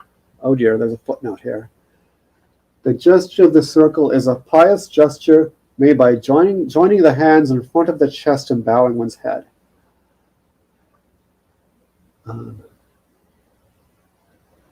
Burunu, Umara, Tiyaku, and the dazed Imuni accompanied the blessed ones in their chariots, drawn by black buffaloes, to the green and black stone temple, like all Ingras, eniagonal, that is, with 9 corners, on the grounds of the Ambata. Each chariot had the symbol of the Lord's house, saber-toothed tiger for Tserthaton, antelope for the Ambata, painted upside down on the right-hand side as a sign of mourning, while a hat of obloquy had been drawn over it to symbolize the house's dishonor. The temple was draped with black hangings, likewise as a sign of dishonor, and the star, symbol of Uchandra, that is their religion, on the facade was half covered with tar, to Imuni's outrage. If they must insult us, if they must insult my brother and my husband, could they not at least revere the truth? She said out loud. Hush, gracious mother, said her son. We must respect appearances, you know. Tiaku snorted. Appearances? Said Imuni, her nostrils flaring. I am talking about the truth. Umaron gave a kind of a half shrug, or half nod, and Imuni had no opportunity to press the issue, since at that moment the Yaji, the priest, blessed Paranja, went out from the temple to meet them. The blessed dead were borne into the Ingra upon litters of black iron, whilst the mourners bowed or curtsied. Even Umara looked unusually somber. Imuni was not pleased that the litters were of iron. According to tradition, they ought to have been of bronze. Once inside the Ingra, the insults continued. The wax from the lighted candles of Nyaja, Ikri, and Nihandra were not placed upon the remains, since these were dishonored. Likewise, they were denied the flowers of Ishtaka, Ru, and Jamarad, which were left on the altar. The counts were, however, sprinkled with the waters of the Angara. Blessed would not have liked that, but it was required by the Waramad, so could not be dispensed with even by the emperor. Thank Ishtaka they have not cast aside the Waramad altogether, murmured Imuni. Not yet, said Tiaku. The scriptural reading and sermon were brief and dwelt upon the case of a sinner whose repentance was in doubt. Judge not too harshly, for he may indeed have repented, and if not, judgment rests with the 9. We must hope that his repentance is true. Imuni frowned with this choice of texts, unaware as she was that it had been required by the instructions sent from the capital, and was only slightly mollified when the Yaji Paranja added some few words in praise of the blessed dead. Let's see, how much more is it? Great ones the Counts Garawada of the Ambata and Pilamar of Tserthaton exemplified all the 9 virtues, said Paranja, making the gesture of the 9. Another footnote. A pious gesture made by holding both hands in front of the face, palms outwards, and joining the thumbs. Harmony, in that they never quarreled with their neighbors. Simplicity, in that they did not put on finery beyond that which accorded with their rank. Compassion, in that they were merciful to those under them. Justice, in that their judgments never went below or above what was required by law. Purity, in that they were faithful to their wives and went beyond the law in not having saranjis.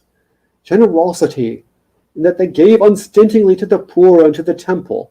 Reverence, in that they always treated sacred things with the veneration that is due them, and never fell into blasphemy or treated sacred things lightly. Wisdom, in that they honored learning and were guided in all things by prudence. Truth, in that they never deceived another, nor diverged from the Waramad or from the teachings of orthodox commentators. This eulogy was shorter than would normally have been authorized by tradition, and Imuni was shocked. but it went well beyond the imperial instructions, which forbade any eulogy at all. So blessed Paranja durst go no further. There was one other mild loosening of the imperial instructions. Dung was not actually thrown upon the remains during the interment, since this would have outraged the attendees far too much. And some of them were already more than sufficiently outraged. Instead, the undertakers threw dirt, which could be made out to be dung or not, depending on who was being informed. Imuni knew nothing of Ekwekwe's command on this point, since Umaran, insolent and perhaps unfilial though he might be, had not quite dared to tell her of this affront. Tiyaku, who may have known something about it, also kept silent on this point. This does not mean that Imuni was pleased. They throw the sacred dirt with no more reverence than they would if they were gardening, or if indeed as much. Hush, gracious mother, said Umaran, but bowed his head almost respectfully. Imuni glared. I will not. It is my husband and my brother we are burying. It is hard enough to lose those I love without having to witness the profanation of their remains. It's not worth arguing with him about, mother, whispered Tiyaku. Best not waste more time with him than we need to. The cortege left the Ingra and headed south. Passing the mausoleum of the Counts of the Ambata, a triangular stone space traversed by diagonal flower beds. The mausoleum was surrounded by rows of sacred huncha trees and contained round stone monuments to deceased counts, marked with their names, dates, a carven portrait, and an apposite scriptural quotation. But to Imuni's surprise and displeasure, the cortege went right past without stopping and turned westwards. Why are we not stopping to bury them in the Count's Gadawada's ancestral mausoleum? She demanded. They cannot be buried there, because Exalted has willed that they receive a burial for dishonored noble, my lady, said Baruna with a low brow. I am sorry. Imuni said nothing, but looked livid. The party stopped at a wooden mini-mausoleum where Pilamar and Gadawad were laid to rest with the younger sons of the Counts of the Ambata, and the hats of obloquy were placed upon their tombs. Imuni protested at this. Surely whatever obloquy they may have incurred in life is cancelled out by death. They might have been spared this final affront. It is Exalted will, said Barunu. I am sorry, my lady. I'm told it was unusually clement of the Emperor to allow convicted traitors to be buried here at all, added Umaran. Imuni did not deign to reply, but Tiyaku said quietly, You don't know anything about it. Everyone fell silent for the Yaji's recitation of the final prayer. And then all joined in the great hymn, Karat in Sangarawad. Then the cortege parted in silence. Imuni is still torn between grief and indignation. First they were murdered, and then their remains were spat upon, she thought bitterly. That I should have lived to see this day.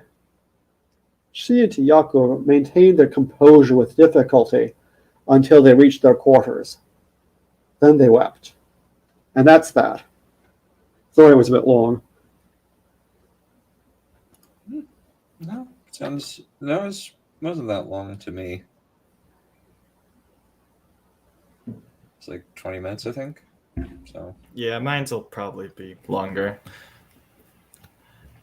I'm gonna read today, and if no one goes next week, I'll probably just read it again for a few others' sake, so I can have people caught up.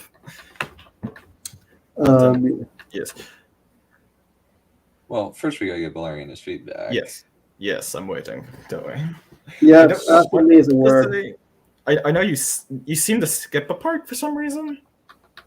Did I skip a part? I don't think so. Well, I think like at one point, I think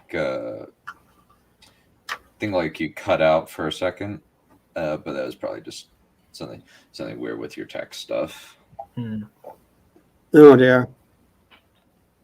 But it wasn't much. It was like for like 3 seconds at most. Oh, okay. Who knows? I kind of wish that we kind. I can't remember whether like Imuni and what was the other name of the lady? I can't remember. Tiaku? Yaku.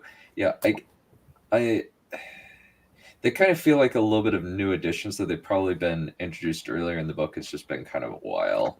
So Yeah, it's been a while. yeah.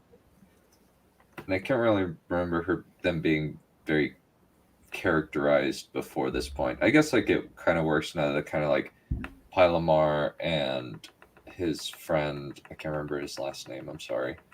Pylamar and Garawada. Pylamar and Garawada, yeah.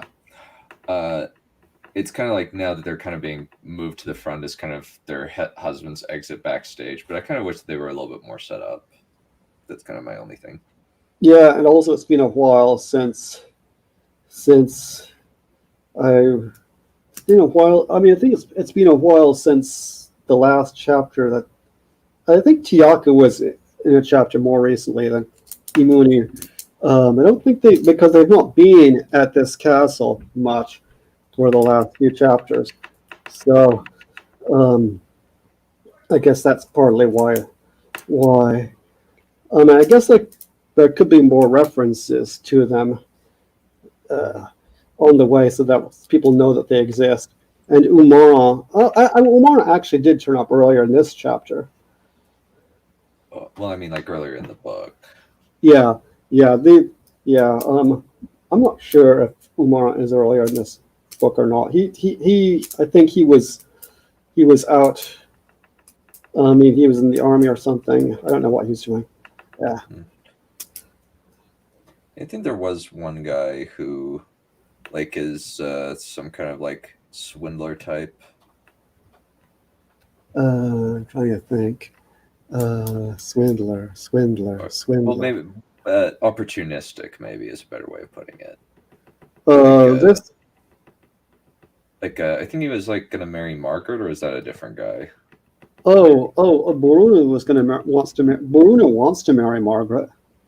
Hmm. Yeah, he wants to marry her. But as we shall see, it'll get a bit complicated and messy. She doesn't want to marry him. We do love messy here in this house. Yes. So, yeah, he wanted to marry her. He still wants to marry her, partly for her lands, partly because he's in love with her, partly because whatever. So, yeah, bit of an opportunist, I guess. Yeah, I guess like I kind of like got them mixed up. I suppose I couldn't remember like which was which.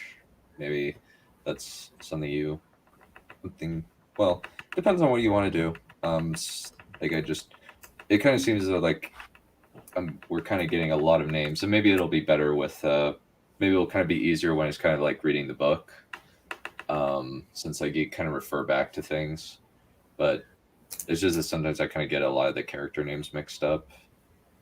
Yeah, the thing is, if it's oral, because with the book also you can have an index of names at the end. Yeah, so it could be like part of the formatting, but either way, I think that like there's some interesting plot developments. I like kind of the I guess like the shades of Catelyn Stark without directly like doing anything like Catelyn Stark. Interesting.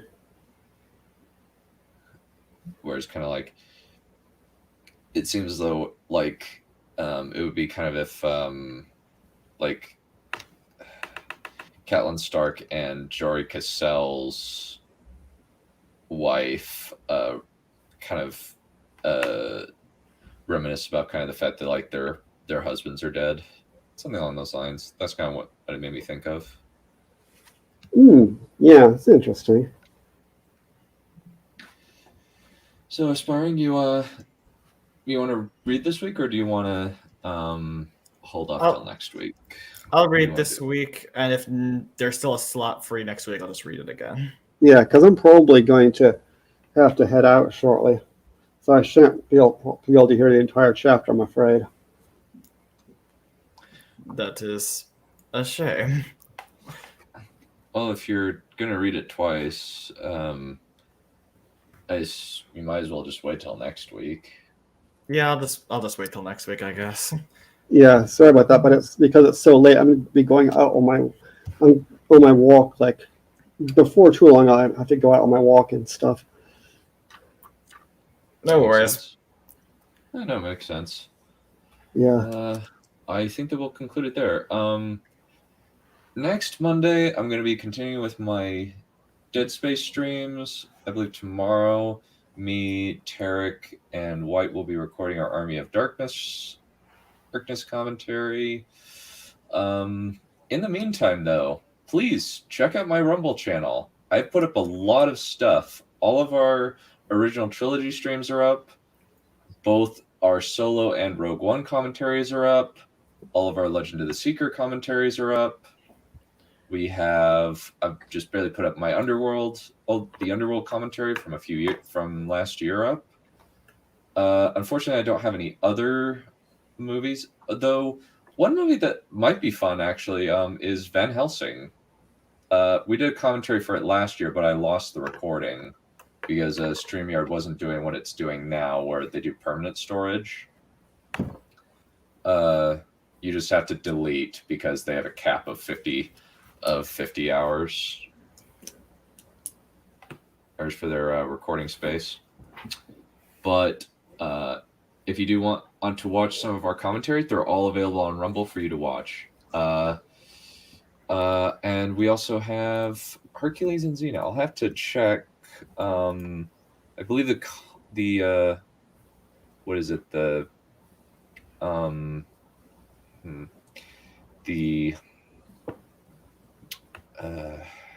You guys watched Hercules without me? Hercules and Xena, not the Disney Hercules. Oh, okay. The Hercules and Xena animated movie. Is that good? It's cheap. You forgot to cuss. That told me nothing. It's fun and it's silly and it looks like it was made on a budget of $200. Hercules is a strong guy. So I'm gonna assume you mean so it's bad but cheesy and fun. Yeah. All right. The full commentary is up where we kind of like just good-naturedly make fun of the whole movie. Dang, I guess I need to just announce more of my stuff on Discord to say, hey, I'm still relevant on Rumble. Please subscribe to the Rumble channel. There's some fun stuff over there because the people on Rumble don't care about copyright. Yeah, yes, I'm relevant in this place that nobody's heard about.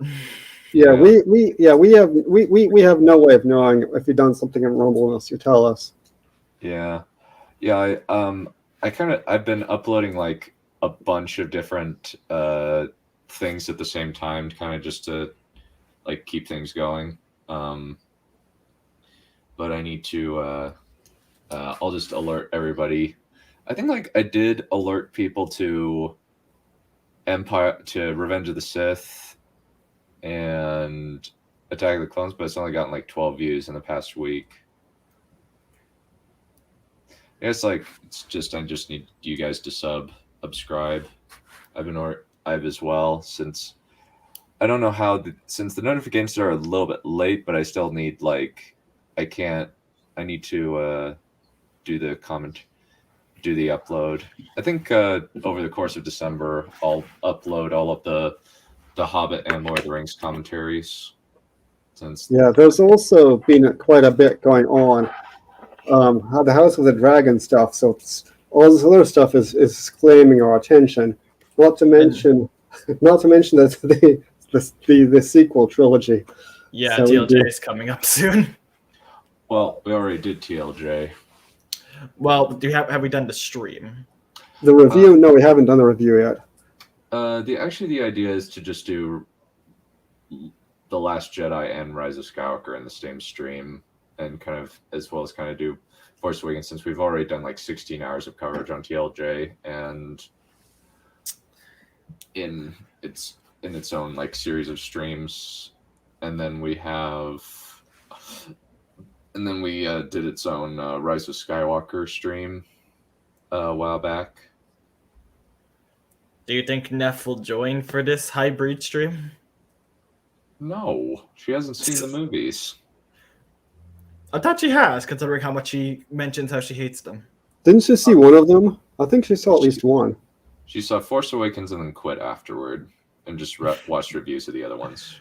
I I'm can't. guessing there's no way we can force her to watch at least even one of those to see her pain. Well, kind of the problem is she's just kind of AFK dealing with family stuff, I imagine. But regardless of that, I'm guessing you wouldn't be able to chain her down to her desk. No, she would murder me. Yeah, I think she's pretty much flatly refused a number of times to do that. Yeah, same with Wolf. Yeah, I'm imagining her just reaching through the computer and banging Dunn's head against the desk to try and cope with the pain that she's having to deal with. Well, kind of here's Yes, because suffering is good for the soul. Some suffering is, some isn't. I don't know. All I hate, suffering is I good hate for the watch soul. What are you things. talking about? I hate watch things, and that seems to somehow improve my soul, I think. I don't know. But then again, I think I lost my soul somewhere in the middle, so don't do too much. Yeah. Well, you haven't watched all the Transformers movies yet.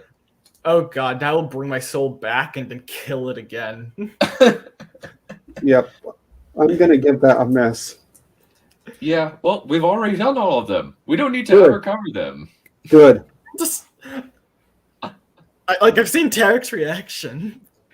Oh 'Cause yeah, that- he was mad. He's like, no, pause, what the fuck? Yeah. This movie is over 2 hours. No, 2.5. It's almost 3 hours. I'm pretty sure he said 2 though. He just said 2. That's enough for him. No, He's I like, think it 2 was- hours now? I think it was more like we have over 2 hours left of this movie, and we've been watching for 30 minutes.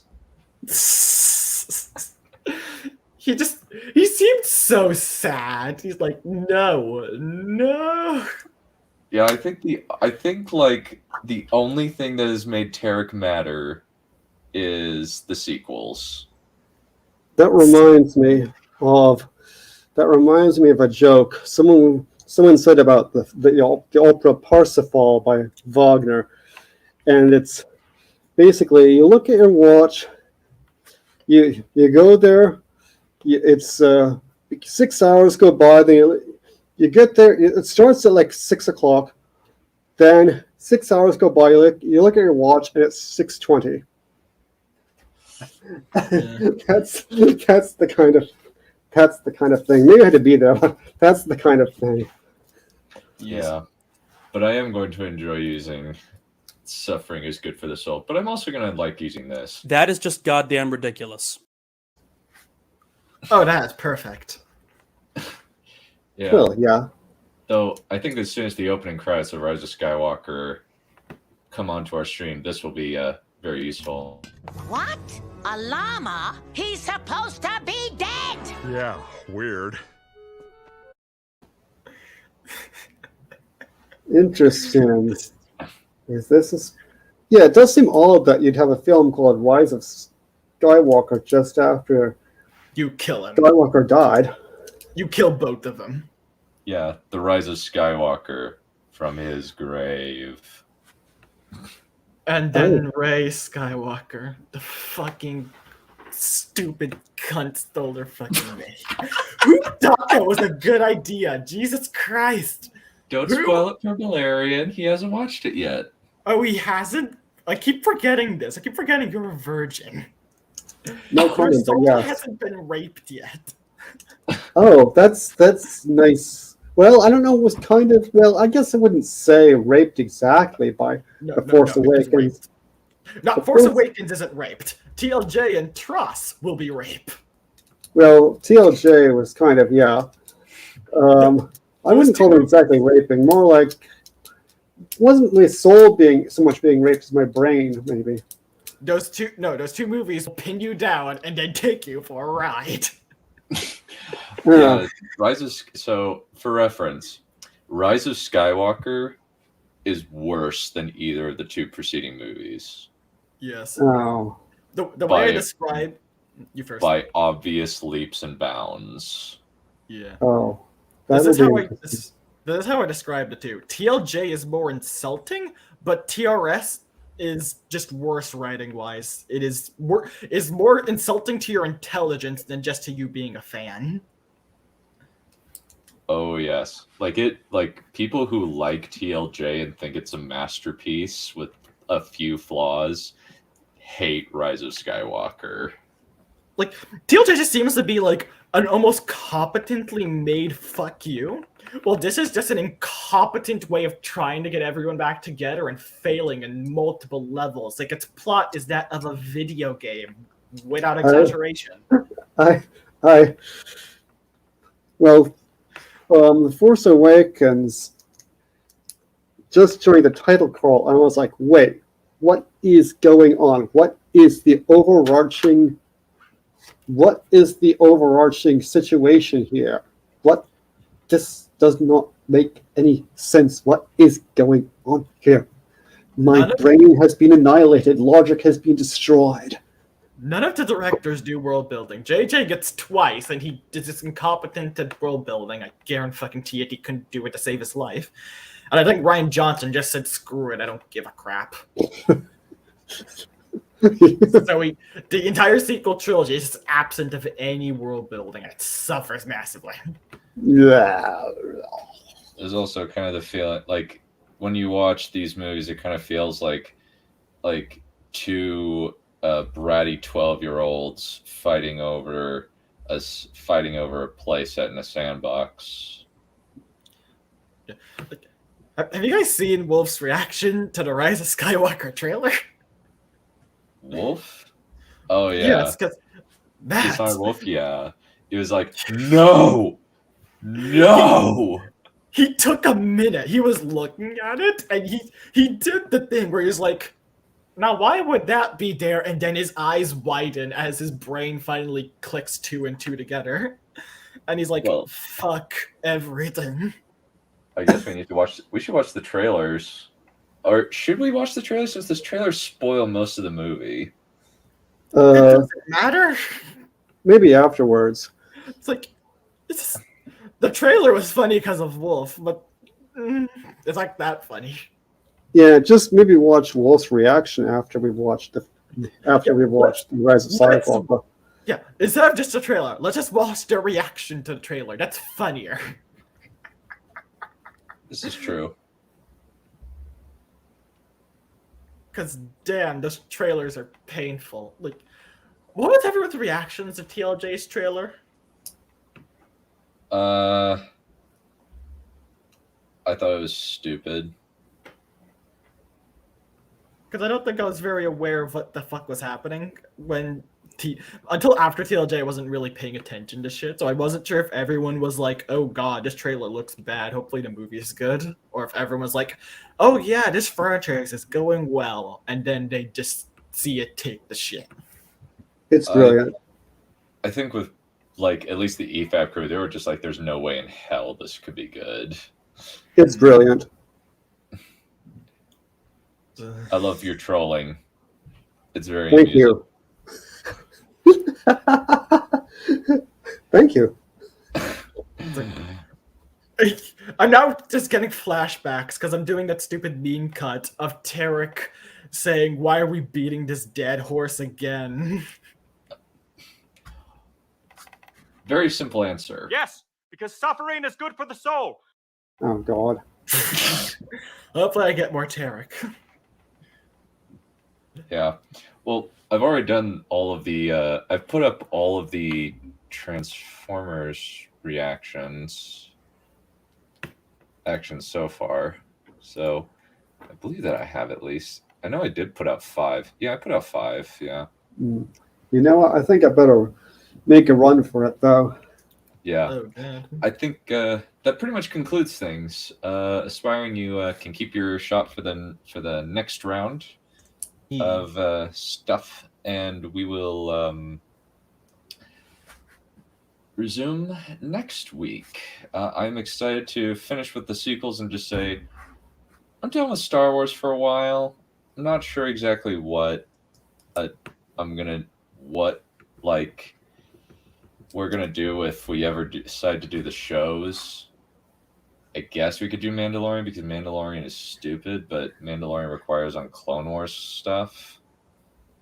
Well, you're gonna have me to explain shit then. I'm willing to suffer through Mando with some other people, but nothing else. Well, Except- at least like well, Clone Wars isn't like awful. It's just Yeah. like kind of Clone Wars would actually have an interesting discussion because there are good parts and bad parts. Like, EFUB consistently seems to disregard the excuse when people say just skip the bad stuff, but in that particular show, it is a viable option because it's not connected enough that you care. They have small little episodic arcs, and you can disregard the few of them that are just bad. They're better without it. Though the weird thing that I find annoying about the Clone Wars is that you have to watch it out of like release order, and you have to like get a list of, okay, this is the chronological order one. So you have to start with the first episode of season 2. Then you have to watch the middle of season 1. Then back and forth, and it's just really annoying. And also the movie. Yeah. Yeah, the movie is a little bit better than when you kind of watch it in sequence. You get a little bit more context, but it's still like not terribly good. It's not great. Yeah. Okay. But yeah, it's interesting discussions could be had. Like, yeah. I personally think Maul's revival isn't done that badly. Yeah. Especially compared to more recent revivals. Yeah, just wait till Rise of Skywalker next week, folks. Yeah. I will. So I'm probably going to release. I'll notify people on Rumble like over the next few days and saying, hey, these are our commentaries. You want to watch them? Sweet. We'd love to have your feedback. Anyway, let's see you guys next Monday when I continue my Dead Space Ace playthrough. Adios. Have a riot.